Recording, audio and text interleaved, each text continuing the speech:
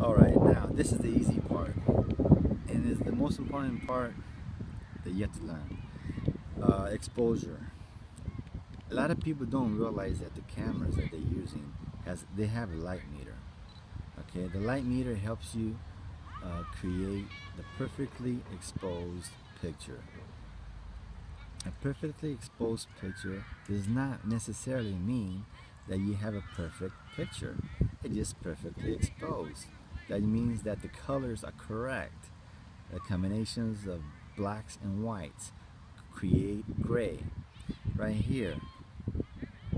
But it does not mean you're gonna have a good picture. For example, right here, look at the ISO on the right side, right on the right side, 1250 ISO. That is extremely too high, and that's a bad quality picture. All right, you're gonna have a real bad quality picture with this. Even though you have a perfectly exposed picture. See, the shutter speed is at 250. It's at 100, and here I am right here, right, 250. Shutter speed 250. Aperture is at 5.0, and ISO is at 1250. Now I'm gonna give you another combination. I'm gonna produce a perfectly exposed picture, but it's going to be a bad picture. For example, here we go. I'm gonna lower down. I'm gonna lower down the shutter speed at 30. Okay, at 30. As you can see, it's overly exposed right there. But I'm gonna fix that. Now I'm gonna bring the ISO down. I'm gonna bring the ISO down.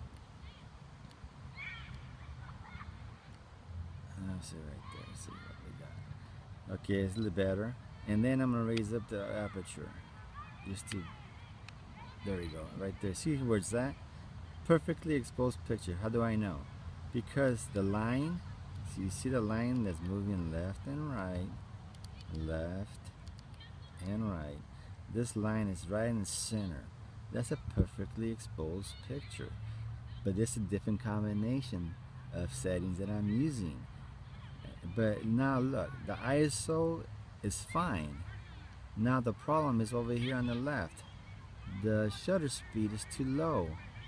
If I take the shutter speed, this setting, and I take a, let's say somebody's running, or if I'm moving the camera, and I take the picture, you may not see it through the small lens, all right, but this picture is blurry. If if there was a person there, that person would be blurry, all right, because the shutter speed is too low. Again, but look at the exposure. The exposure is pretty much perfect. So the key to perfect photography is trying to create the perfect exposure plus the perfect settings of what you need to do. For example, I'm going to move the shutter speed up, and I say 125 for now, and then it's a little bit underexposed, and then I want to create blur, so I'm going to open up the aperture there, right there. Okay, see, that's going to create blur. The speed is good, and the ISO is at 200. So you have a perfectly setting from ISO. You know, 100 is better. So let's do that. Okay, just for example, I'm gonna make it better. So ISO, I'm gonna raise it up to, drop it to 100, and ISO is gonna be 100. Okay, there we go. It's gonna be a little bit under. Okay, that's still good. And then the speed, because I'm on a tripod, I'm going to lower it down. Speed. Oh yeah, the speed right there. Because I'm on a tripod, that's the lowest I could go. Okay. Now, you see the setting? I have 60 shutter speed. The aperture is blurry.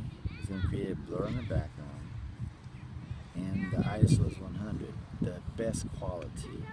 You see what I'm saying? So right now I'm gonna take the picture.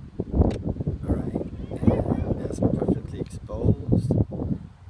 The quality is perfect, 100%. ISO. The shutter speed is right on the bridge of, yes and no. Good and bad, but it's good because I'm on a tripod and I have a background that's blurry. Okay, but if I want to make sure that, let's say, somebody's running, I have to raise up the shutter speed. Okay, so I raise up the shutter speed, and that darkens the picture.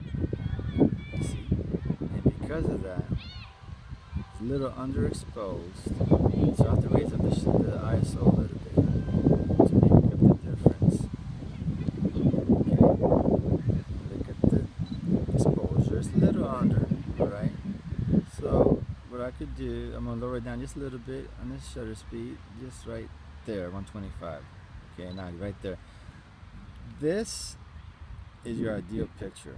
If you want to blur in the background, perfect speed to capture movement, slight movement, okay,